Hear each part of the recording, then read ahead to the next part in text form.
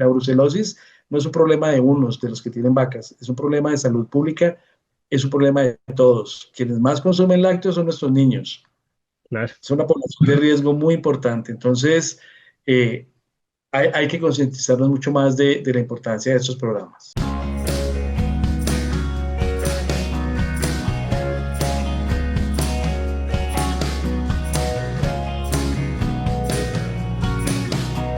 Buen día, bienvenidos a todos, bienvenidos al Dairycast. Mi nombre es Adrián Barragán, soy un veterinario extensionista y profesor asociado en la Universidad del Estado de Pensilvania, dentro del Departamento de Ciencias Veterinarias y Biomédicas, en el Colegio de Agricultura. Eh, Hoy tenemos un invitado de mucho renombre, muy contento de estar charlando hoy con el doctor Zambrano, de la Universidad Nacional de Colombia. Bienvenido, doctor Zambrano. Un gusto tenerlo aquí. Le voy a dar un espacio para que se presente a la audiencia y nos cuente un poquito de su background, de dónde viene, de cómo se formó y en qué área trabaja. Hola Adrián, muchas gracias y a todas las personas que ven este podcast. Soy Jorge Zambrano, soy médico veterinario de la Universidad Nacional de Colombia. Eh, Hice mis estudios de posgrado en la Universidad de California, allí hice una residencia en reproducción y salud de gato, una maestría en máster que es muy famoso, es en medicina veterinaria preventiva, en epidemiología. Hice mi doctorado también en la Universidad de California en patología comparada. Mi área de dedicación es la terogenología, que es lo que enseño en Colombia con salud de gato, y nuestra área de énfasis de investigación más importante, además de lo que puede ser biotecnología reproductiva, es epidemiología de las enfermedades que producen falla reproductiva y aborto principalmente, que ese creo que ha sido nuestro aporte en Colombia principalmente. Enseño en la Universidad Nacional de Colombia. Muy bien. Bueno, muchísimas gracias, doctor Zambrano, por contarnos un poco de dónde viene, cómo se formó. La verdad que una carrera excepcional. La Universidad de California, UC Davis, ¿no, doctor Zambrano? Sí, De señor, yo mucho sí. renombre, programas de mucho renombre. Así que bueno, nuevamente un gusto tenerlo aquí. Y bueno, el tema, usted mencionó un poco que el área de investigación, el área de trabajo que tiene es mucho una enfermedad reproductiva infecciosa, me imagino, ¿no?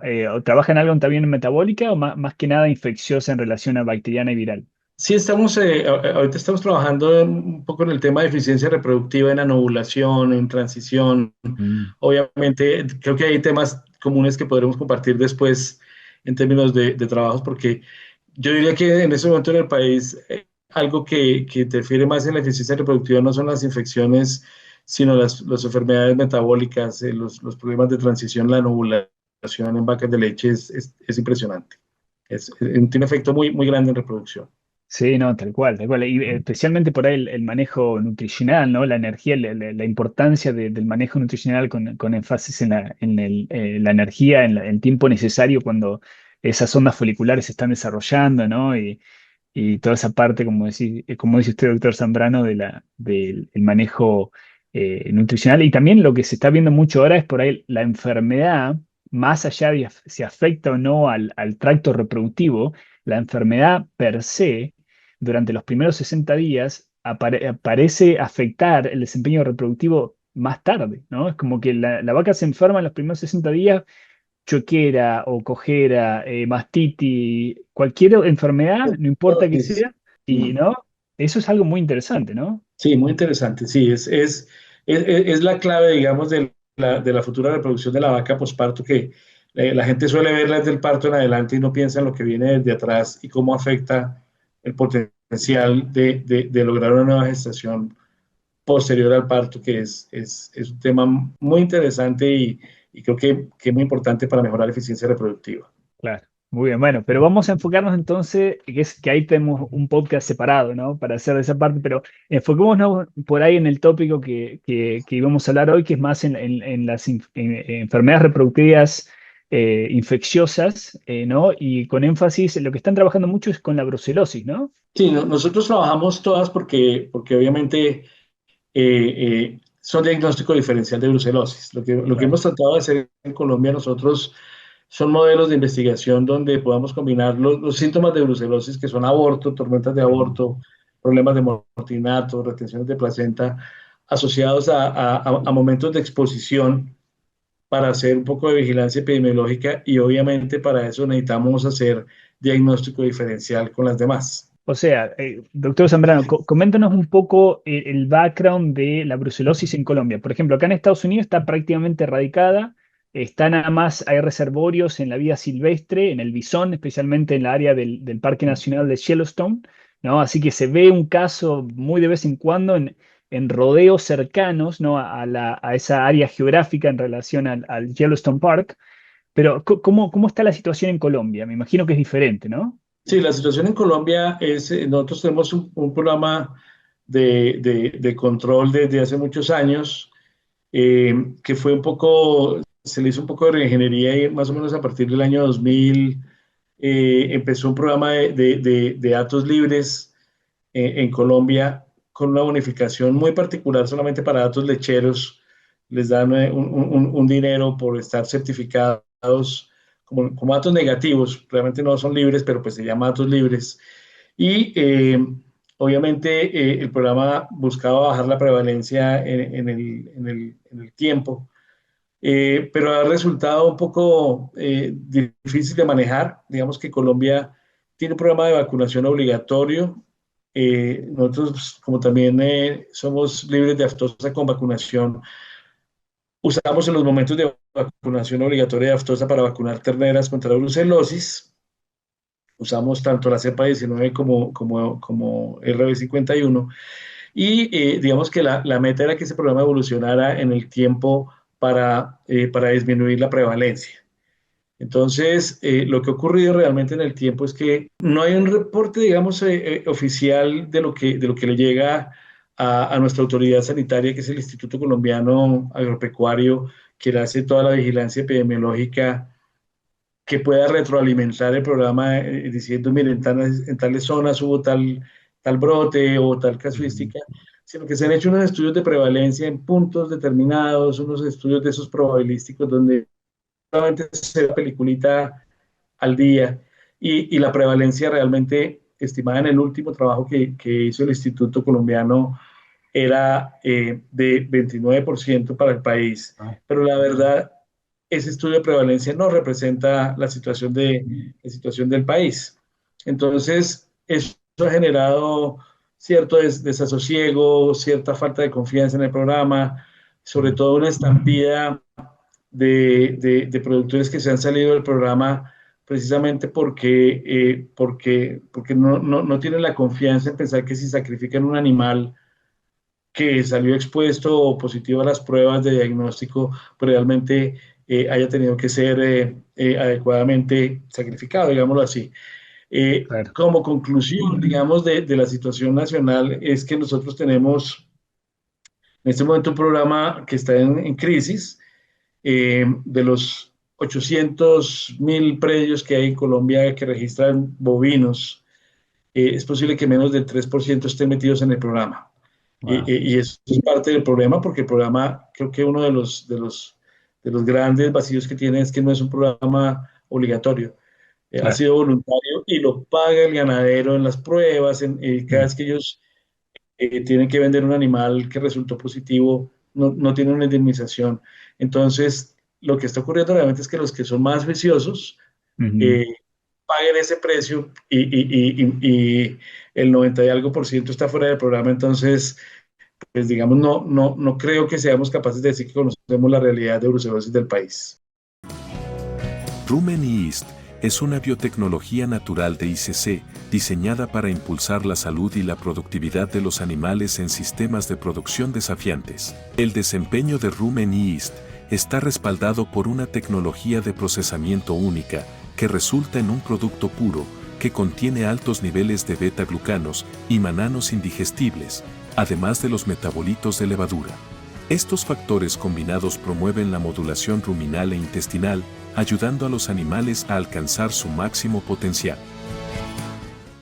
Ahora, doctor Zambrano, si tienen que por ahí resumir cuáles son las falencias, primero, en qué consiste el programa, si un productor se participa en el programa, ¿qué consiste? Y después, ¿cuáles son? Mencionó un par de las falencias, ¿no? Que no tiene mucha, perdió credibilidad, pero ¿qué necesitaría para volver a fortalecerse? ¿Estructura, soporte del gobierno? ¿Qué le parece por ahí? Sí. Esos dos aspectos son muy interesantes. Bueno, es importante que todo el mundo sepa que un programa de control de enfermedades tiene unos costos, tiene un costo de diagnóstico, tiene unos errores de diagnóstico. Lo que hace un país es escribir una normatividad basada en otras experiencias, hace una batería de pruebas de diagnóstico donde dice un animal va a ser eliminado bajo tales circunstancias específicas y cada país lo va asumiendo, digamos, de la manera en que científicamente escribe su norma. Entonces, este es clásico basado en dos pruebas. Un ganadero se quiere certificar, hace una primera prueba de tamiz, en la cual todos sus animales mayores de 24 meses se les hace una prueba y los animales que salen positivos a la prueba sobre esa misma muestra se diagnostican una segunda vez con una prueba más específica. Nosotros hacemos aquí rosa de Bengala o fluorescencia polarizada o ELISA indirecta en la primera prueba y en la segunda es una prueba de ELISA competitiva. Yo quiero que todo el mundo entienda que eso significa que usted tiene la obligación de retirar un animal que es peligroso. No quiere decir que el animal esté infectado. Es una definición del programa, es un animal peligroso para los demás, debería ser eliminado en un escenario, digamos, como se hizo en Estados Unidos, que era muestreo y sacrificio con compensación. Y el programa en Norteamérica tardó más de 30 años en declararse, en que se declararan libres de, o sea, una prevalencia muy bajitica, que es la que tú mencionabas ahorita en los búfalos, digamos, el bisonte americano. Claro. Entonces, esa falta de acompañamiento de un programa educativo que enseñe para qué es la prueba, su animal puede que no esté infectado, pero es peligroso, lo tiene que sacar, se ha convertido en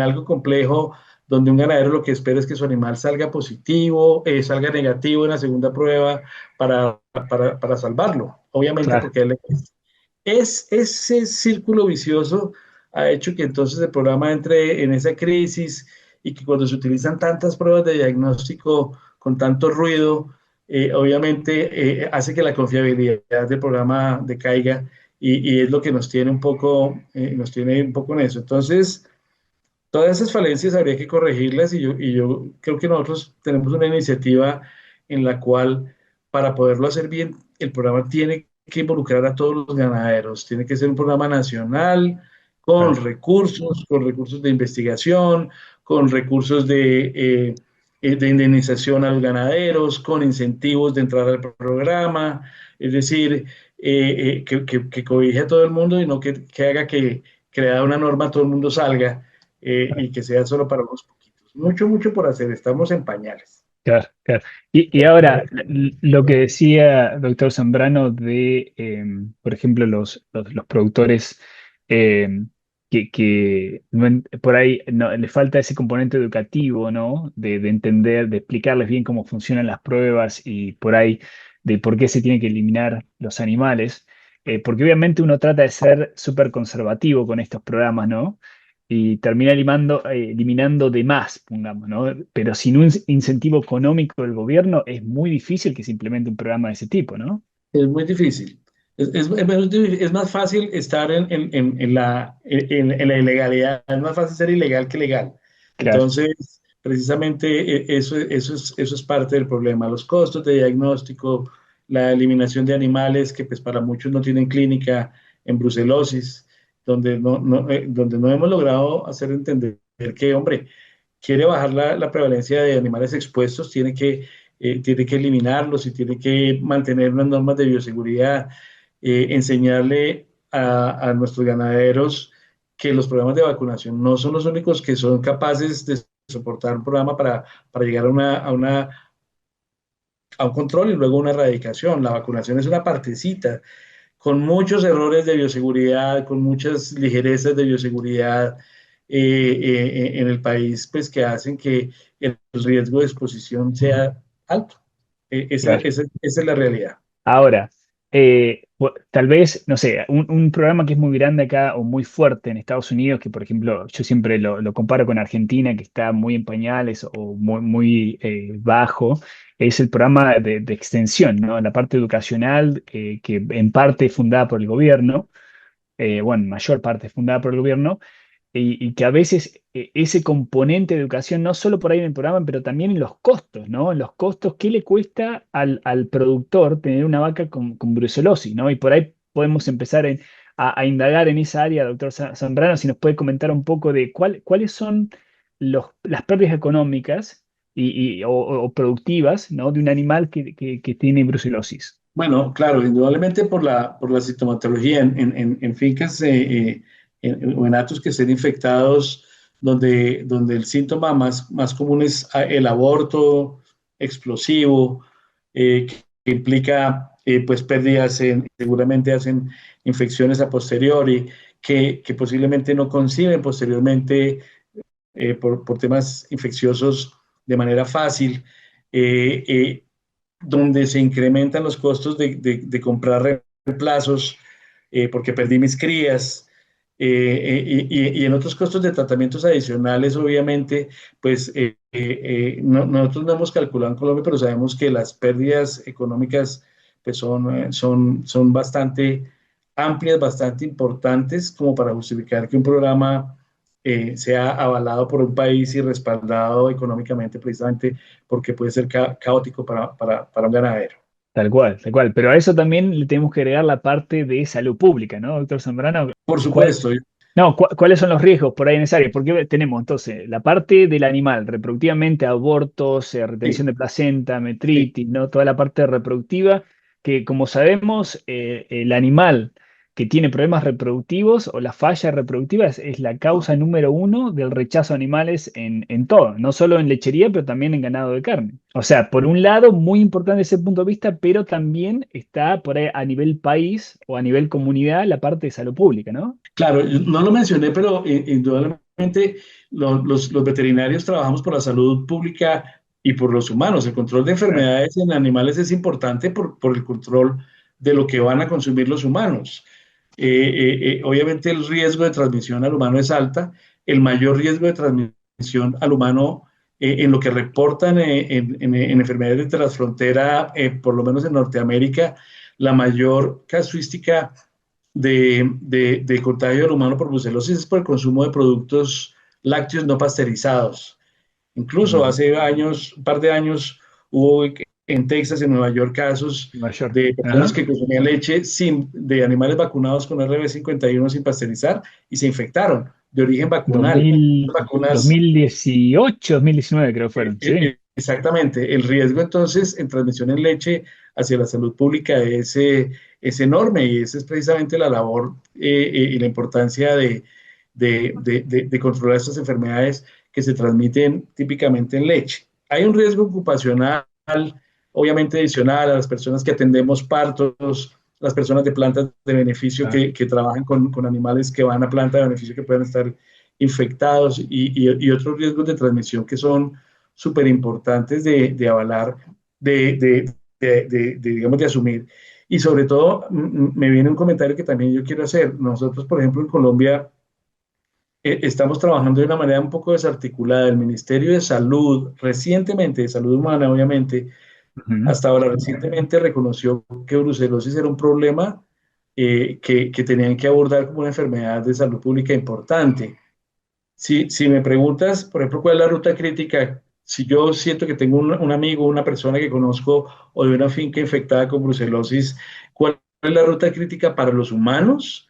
No tenemos todavía una ruta crítica importante. Entonces, la prueba, ¿quién la hace? Los veterinarios y hacen rosa de bengala, que no debería ser, o vamos al Instituto Nacional de Salud a que nos hagan una ruta crítica, digamos, de manejar una enfermedad infecciosa en un programa de control que no puede ser solo para animales, sino que tiene que involucrar la parte humana. ¿Cuál es la prevalencia de brucelosis humana? Nosotros hicimos un estudio en el 2014 que mostró un riesgo importante en población humana y no logramos establecer la prevalencia por la falta de diagnóstico en humanos. Entonces, Mm, terrible, terrible claro. porque si no avanzamos también en eso, tampoco la gente va a entender la necesidad de hacer un Correcto. programa robusto en animales para proteger a los humanos. Claro. Entonces, esas son deficiencias, digamos, grandes de carácter integral que debería tener un programa de control bien formulado. En Best Partners Academy by ADM, reunimos la experiencia del campo, la innovación y la capacitación continua para que tomes decisiones más seguras y efectivas. Capacítate a tu ritmo, desde donde estés, y lleva tu producción al siguiente nivel. Entonces, ahora, si nos, por ahí, para clarificar un poco, doctor Zambrano, la primera pregunta que tengo es, ¿cuál es la proporción de la población, más o menos, si es común o no, que consume productos lácteos no pasteurizados? Y la segunda pregunta asociada a esa sería, ¿cuáles serían los síntomas que un humano infectado con brucelosis experimentaría o se tendría que si tiene esos síntomas y ha tomado un producto no pasteurizado, tendría que preocuparse ¿no? de hacer diagnóstico para brucelosis o ir a asistencia médica, ¿no? Bueno, muy buenas preguntas. Yo, digamos que sobre la primera, yo no tengo el dato exacto, pero sí puedo hacer una aproximación sobre el consumo de leche cruda, que es el Ujú. siguiente. Yo creo que la mayor cantidad de población del país está expuesta a tomar productos derivados de la leche que no son pasteurizados.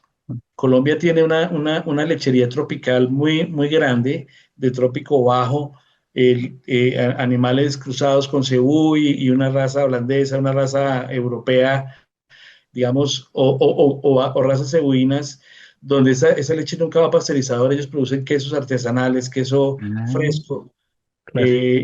como pasa en la frontera de México, que es uno de los puntos más álgidos, digamos, de entrada a Estados Unidos y que se controla precisamente por los temas del consumo de quesos frescos, que son un riesgo potencial grande. La gente usa el queso porque la leche en esos climas no la pueden almacenar y se les daña. Entonces empiezan a hacer unos subproductos que yo creo que exponen a una gran proporción del país al consumo de leche no pasteurizada o de productos lácteos no pasteurizados. Yo creo que si hiciéramos ese inventario seríamos más conscientes del problema.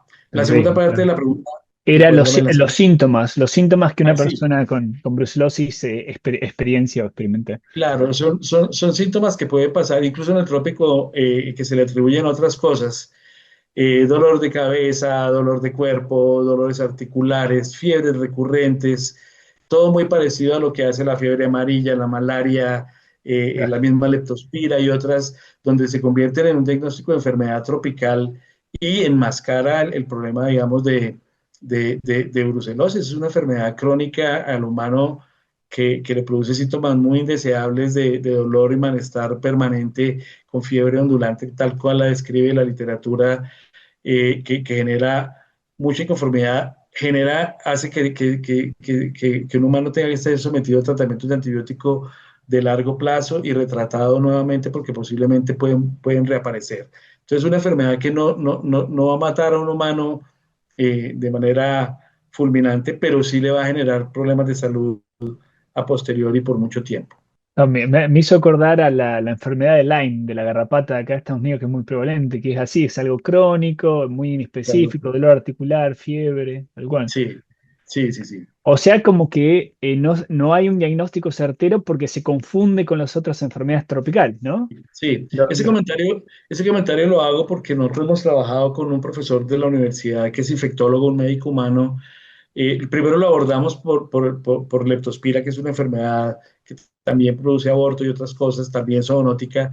Y él haciendo una recapitulación de sus casos y de lo que llega a los hospitales, nos decía que las enfermedades de los animales, las zoonóticas que se pueden transmitir al humano, tipo leptospira, tipo brucelosis, no están en los paneles de primer orden de los diagnósticos diferenciales de los médicos. Los ah, médicos van por el dengue hemorrágico, van claro, por la fiebre amarilla, van por otras enfermedades y eso más hace que comunes. muchas de estas enfermedades estén subdiagnosticadas. Claro, claro. Entonces, ese también es parte, digamos, de la importancia de tener un programa articulado entre humanos y entre autoridades sanitarias de salud animal para beneficio del país. Claro, claro. Y eso es muy importante, como dice usted, doctor Zambrano, que si no se tiene un dato certero del riesgo a la salud humana, es muy difícil demostrar la necesidad, ¿no? No solo a nivel del rodeo, pero también de la salud pública. Eh, ¿cierto? Muy interesante, muy interesante. Entonces, como para ir ya entrando en los conceptos finales del podcast, eh, si digamos que vamos a un hato, a una finca mañana y tenemos que charlar con un Contamos. productor, a un tambo, como decimos en Argentina, ¿no? Y tenemos que charlar con un productor y lo tenemos que convencer de prevenir la brucelosis. ¿Cuáles serían las recomendaciones principales que usted, doctor Zambrano, le daría a un productor para evitar el ingreso, para prevenir la prevención de que el hato se enferme o ingrese la brucelosis en su hato? Claro. La pregunta es muy buena y yo empezaría por temas generales de bioseguridad. Vacunar las terneras de manera obligatoria entre los 3 y los 8 meses. Use la vacuna que quiera, pero empiece a vacunar. Es el primer paso, digamos, de bioseguridad. El segundo, obviamente, es lograr hacer un diagnóstico sobre sus animales y conocer el estado de salud con respecto a brucelosis de sus animales. Eso implica hacer muestreos regulares en el tiempo para determinar si sus animales han estado en contacto o no con la brucela. Y lo siguiente sería que si ustedes tienen, que si se ven signos asociados, abortos, retenciones de placenta, obviamente esa es la mejor muestra para determinar si el patógeno es la causa del problema, enviar abortos, enviar la placenta, digamos, enviarlos a laboratorios que les permitan establecer las causas de la pérdida de esos animales, digamos, en primera instancia. Y en segundo lugar, enseñarle a las personas que cada vez que hay un aborto, ya digamos, si no lo mandaron a diagnóstico, es que hagan una disposición de esos tejidos de manera adecuada, que los entierren, los encalen y los inactiven, digamos, todo eso en sitios donde los animales no pastorean, que los humanos no usen guantes, incluso máscaras para evitar un poco la exposición y hagan una disposición de ellos de manera importante donde los animales no pastorean y desinfecten el área. Y ahí en adelante, que no compartan sitios de pastoreo con animales que de dudosa procedencia, sin estatus sanitario, que no confíen en que un animal que viene de un predio que dice que es libre entre a su finca sin haberlo muestreado antes, Claro, porque es importante, predios libres no hay, el riesgo cero no existe. claro.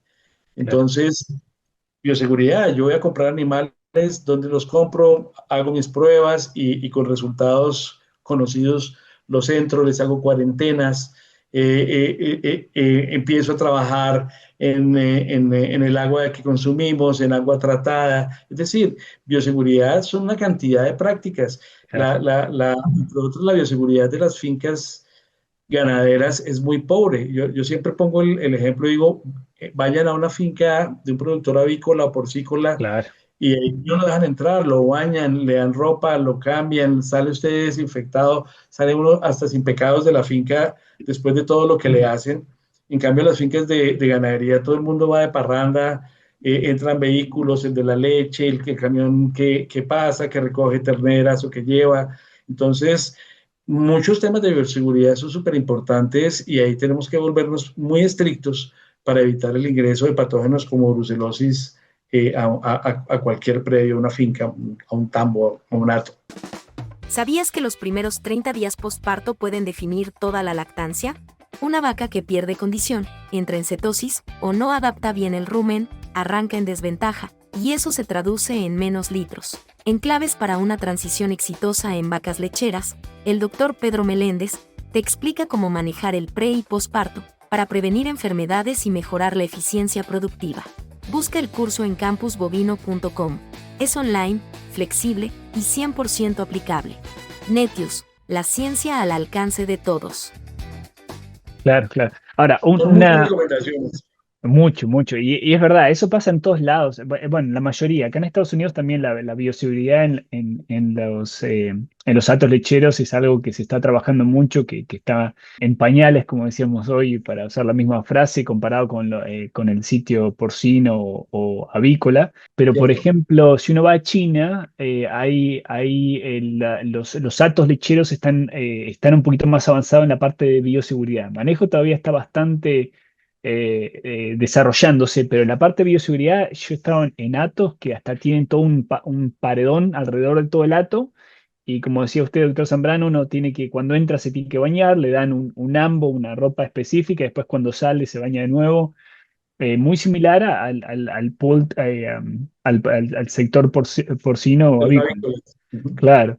Pero bueno, una preguntita rápida sobre lo que estaba diciendo, por ahí para una duda que me había generado, es, usted decía que tenemos que vacunar a las novillas, Las ¿no? terneras. Y a las terneras, claro, antes todavía, y comentaba de hacer testeos regulares, pero si recuerdo bien, la vacuna puede interferir con los testeos, ¿no?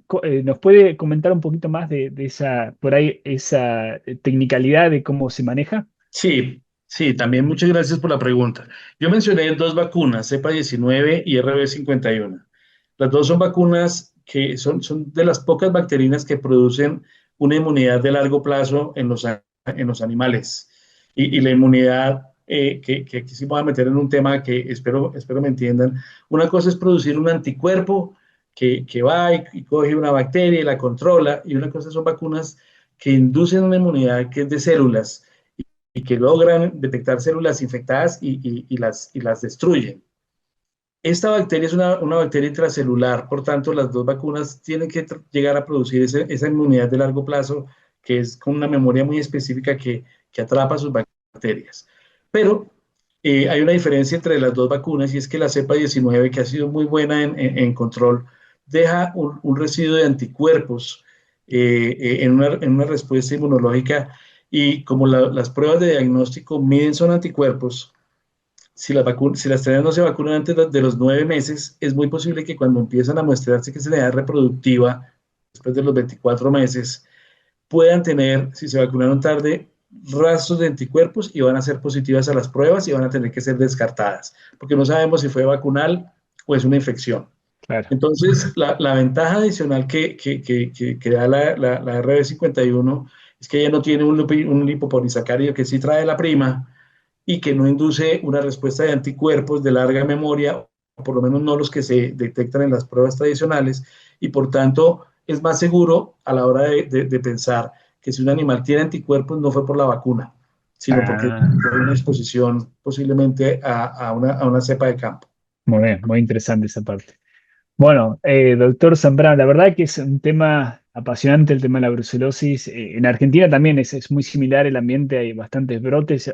Tengo la memoria siempre de un profesor de la universidad ya hace 14 años atrás, cuando hice el colegio veterinario, que se había quedado ciego porque hizo una necropsia de una vaca y la vaca tenía brucelosis y fluido, no sé si del abomazo, de qué órgano, le salpicó los ojos y al parecer tenía alta carga de brucela y bueno, se quedó ciego y bueno, se dedicó el resto de su carrera a dar básicamente a concientización, dar charlas a nivel mundial, viajaba por todo el mundo dando charlas de concientización y de la importancia de la bioseguridad, ¿no? Como nos contaba hoy. Sí, hay casos terribles, muy desafortunados. Argentina ha avanzado, en Argentina conocen muy bien digamos, los efectos y hay unos programas, digamos, que han sido muy bien organizados, como en Chile, que Chile logró declararse libre tiene una ventaja geográfica importante que Claro. hace fácil los muestreos y todo. Y por eso digo, cada país tiene cada experiencia de cada país es diferente y cada país escribe sus normas basados en una realidad de país, pero también con un diseño científicamente lógico. Claro. Entonces, por ejemplo, la situación en otros países, en Centroamérica, no es fácil tampoco. Yo estuve el año pasado en Guatemala y me quedé impresionado de ver, digamos, el uso no tan lógico de vacunas, por ejemplo, de vacunar y vacunar y vacunar animales que no deberían vacunar, que sí representa un riesgo para el humano, por lo que ya mencionamos del contagio, y que no nos va a llevar a resolver una situación así. Entonces, yo sí pienso que la lógica desde el diagnóstico que se va construyendo en lo que uno va haciendo a un programa que funcione, se hace de abajo para arriba y no de arriba para abajo. Entonces, hay que aprender de las experiencias de los demás. Aquí nosotros hemos tenido consultores argentinos famosos y conocemos muchos trabajos exitosos, eh, pero pues la realidad de cada país lo obliga a tomar unas decisiones también más centradas para cada uno. Claro, tal cual, tal cual. Y es verdad, eso es muy importante por ahí, los protocolos bien desarrollados a conciencia y en base a los datos científicos y con la estructura enfocada en la dinámica de no solo del país, pero también de cada industria, ¿no? Yo creo que la industria lechera de Colombia es muy diferente a la industria lechera de Estados Unidos, de Argentina. El manejo, como decía usted, doctor Zambrano, Total. es muy específico, ¿no? Entonces los programas tienen que ser muy bien desarrolladas a conciencia, porque si no se termina malgastando, ¿no? Como decía en Guatemala, vacunar a todos los animales no solo no es efectivo, sino que es un desperdicio, ¿no? Desperdicio Gasto de... innecesario, sí. Exacto, exacto. Sí. Pero bueno, doctor Zambrano, un gusto nuevamente. ¿Algún último mensaje que nos quiera decir a la audiencia? ¿Algún mensaje final? Uno es agradecerles por la invitación, una charla muy, muy amena contigo. A propósito, ahí nos podemos quedar por horas, no solamente hablando de brucelosis, pero sí un mensaje final. Yo creo que todos los países, la única forma que tienen de ver a qué velocidad avanzan sus programas sanitarios es haciendo una autoevaluación. Hay que evaluarlos numéricamente, hay que analizarlos como estudios de corte que son, y analizarlos adecuadamente para que las decisiones se tomen desde un punto de vista científico y no intuitivo, porque eso también suele pasar. Y publicarlos, porque Claro. lo que no está escrito sabemos que no Sí, existe. exacto. Se vuelve un chisme, se vuelve una opinión. Entonces, esos programas funcionan con investigación, con educación, con soporte de los países, con el apoyo de todos. Tenemos que estar todos, porque es un problema de todos. La brucelosis no es un problema de unos, de los que tienen vacas, es un problema de salud pública, es un problema de todos. Quienes más consumen lácteos son nuestros niños. Claro. Es una población de riesgo muy importante. Entonces, eh, hay que concientizarnos mucho más de la importancia de estos programas. Muy bien, no, genial, genial mensaje final, doctor Zambrano, y no podría estar más de acuerdo con lo que dice. Y por ahí, como decía hoy, concientización social, ¿no? A nivel de país, a nivel de gobierno, a nivel de comunidad. Y como decía hoy, la población más susceptible son los chicos, que es el futuro, ¿no? Eh, Cierto. Doctor Zambrano, 1 millón de gracias nuevamente por estar con Gracias por la nosotros. invitación. Muchas La disfrutamos gracias. muchísimo. Genial. Estaremos en contacto. Por supuesto. Y muchísimas gracias a nuestra audiencia, a los que estuvieron acá. Gracias. Y un gusto como siempre y nos vemos la próxima. Hasta luego. Hasta luego. Gracias.